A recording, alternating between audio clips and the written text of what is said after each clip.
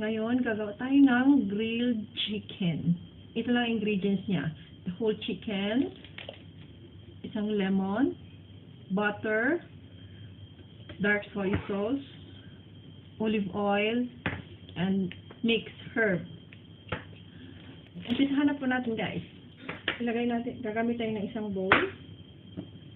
Half teaspoon lang po ng dark soy sauce.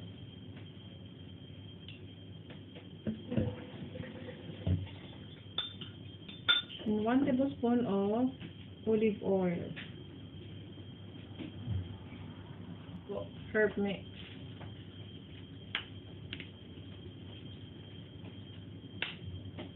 Ini-mix na po natin siya. Yung dried herb mix. Then, imi-mix po natin siya. Lagyan po natin ng kunting asin.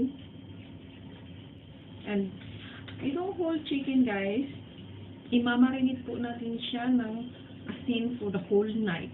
Okay?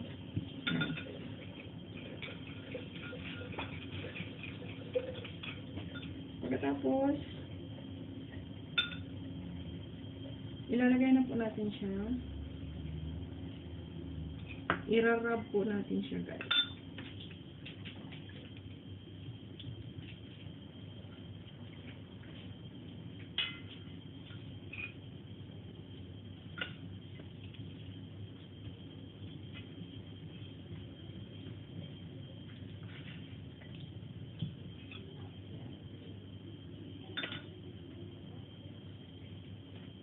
Kailangan i-massage po natin para manuot yung kanyang sauce sa loob ng kanyang balat. Kailangan po i-massage. Lagyan po natin sa loob.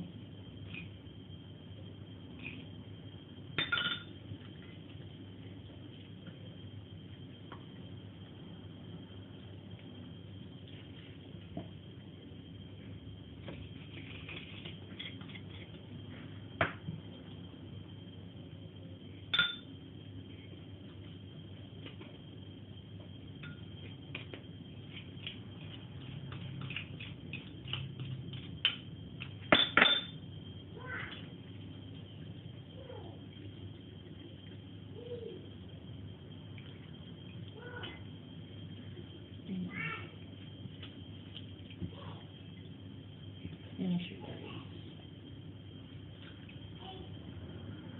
Tapos, ayan natin siya. Dagdagan pa natin siya ng kaunti.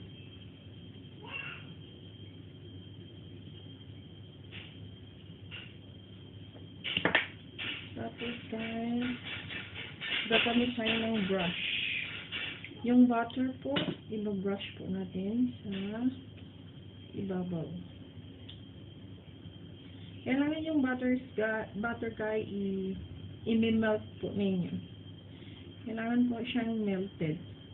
Kasi irarab po natin siya sa buong manok.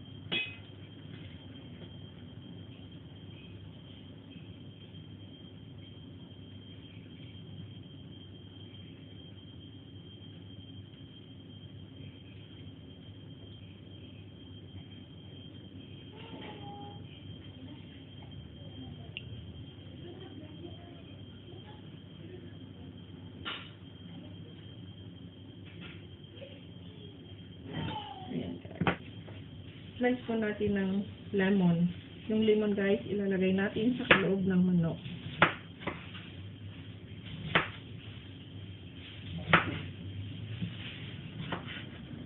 Guys, ipapasok natin siya.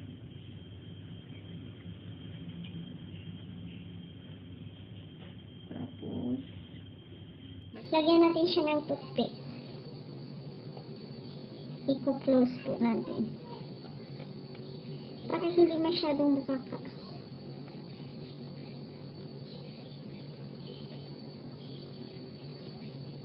Ayan. Ito na siya, guys. Lagyan po natin.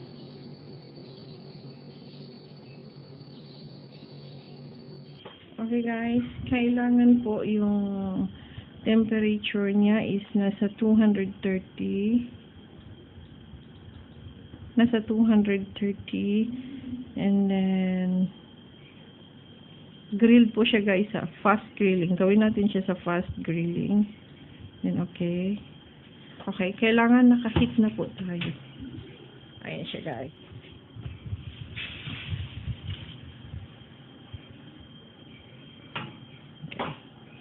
Hintayin natin siya about 40 to 50 minutes. Okay, okay guys. Habang hinihintay natin ang ating grilled chicken, magluluto ako ngayon ng bolognese pasta. Ito lang po ang kanyang ingredients. Oil, ketchup, guys.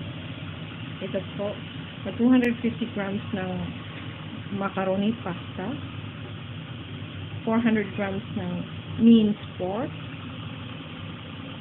minced onion at minced garlic, cheese guys.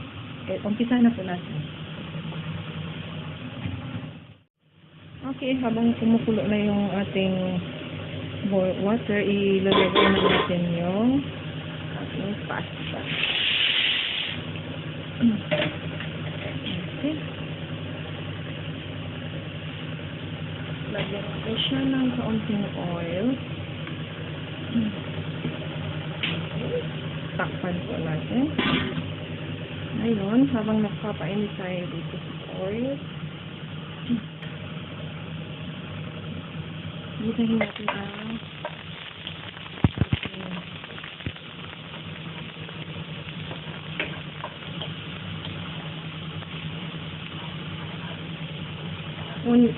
garlic first. And then, second is onion, minced onion.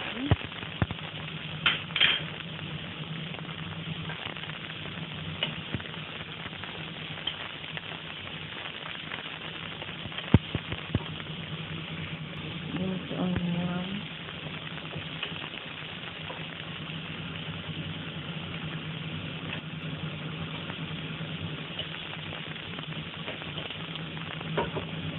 And then, yung ating meat guys, ilalagay na po natin.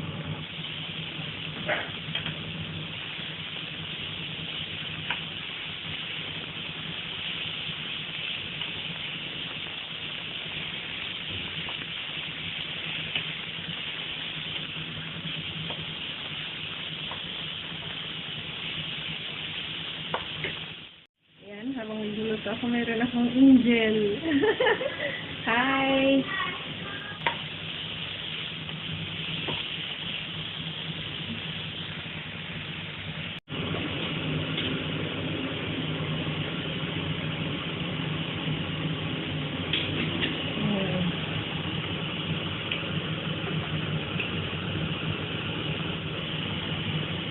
Ketchup lang po ang hinahalo namin.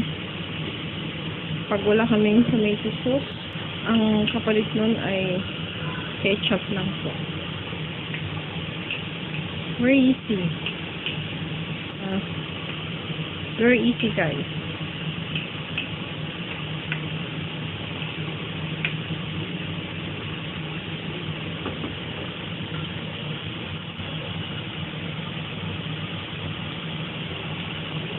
Dahil maasim yung ketchup, lalagyan natin ng sugar. Lagyan natin ng sugar guys. 2 teaspoon lang.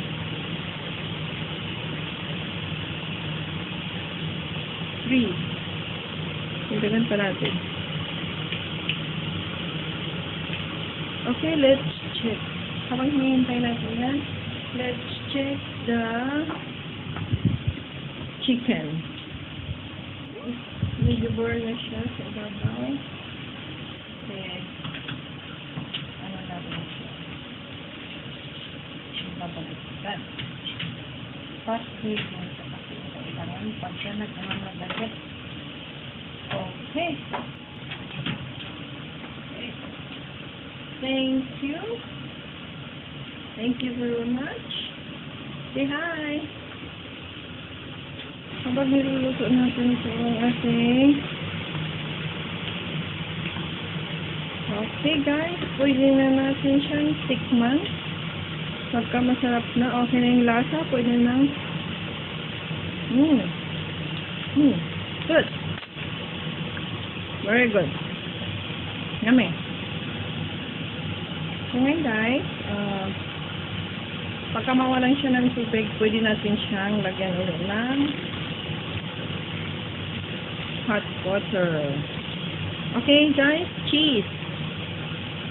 Isang cheese para malinamnam, medyo maalat-alat.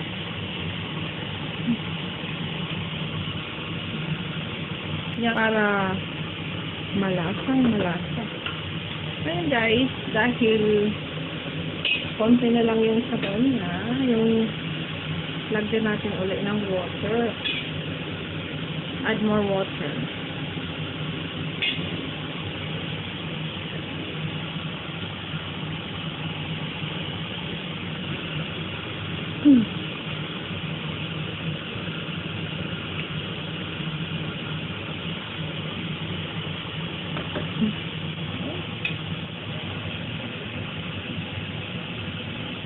Guys, tignan natin yung ating chicken.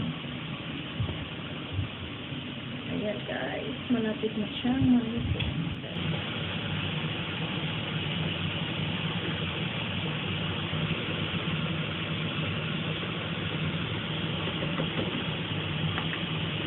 Okay, add more. Lagyan natin ulit ng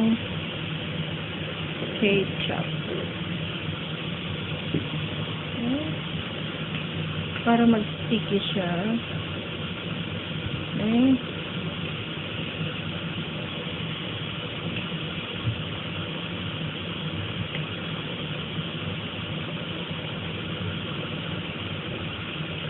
Pwede rin guys yung fresh tomato. Fresh tomato lang gagawin nyo kung wala kayong ketchup. Pwede rin yung tomato sauce. Yes. Tapos guys, ilalagay na natin ang ating macaroni pasta. Okay. Ilalagay na natin yung ating macaroni pasta. Okay. Let's go. I-mix na natin. Okay. Mo.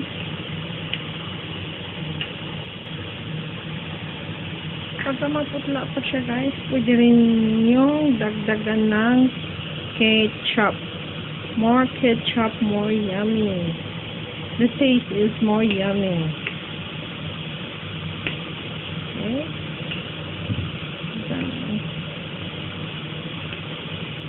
Okay. Tikman natin guys.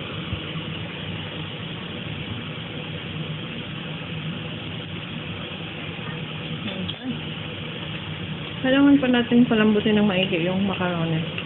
Yung pasta.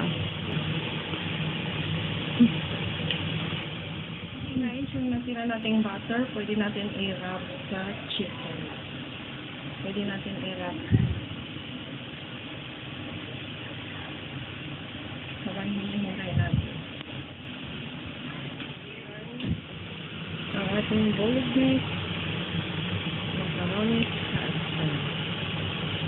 Okay.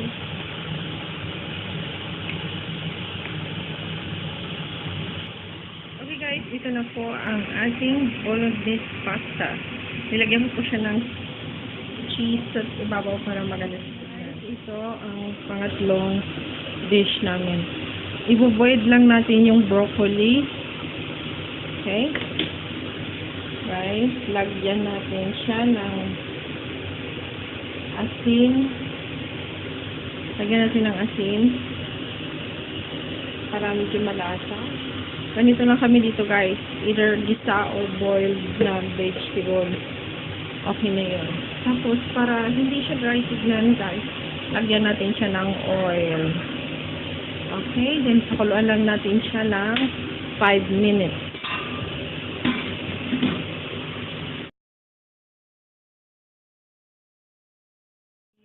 Ito na po ang ating chicken. Then, let's take it out. Guys, tapos na po ang lahat. Let's eat. Ito na po ang aming dish for tonight.